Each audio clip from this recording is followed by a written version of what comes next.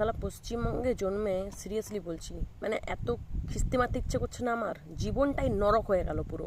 আমি graduation complete করেছি 2018, দেন masters 2020, দেন B Ed 2022, দেন আমি এখন ডিএলএড করছি। কেন?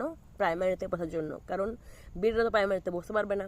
ঠিক আছে, পাসও করেছিলাম যখন প্রাইমারি যেটা হয়েছিল 2022, ওটাতে গেল, কারণ বিএডরা নট অ্যালাউড। ওকে ভাই, রিক্রুটমেন্ট কোথায়?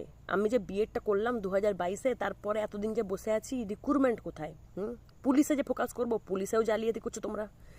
সিভিক ভলেন্টিয়ারদেরকে তোমরা বেশি সিট দিচ্ছ, আমাদেরকে কম, জেনারেলদেরকে কম।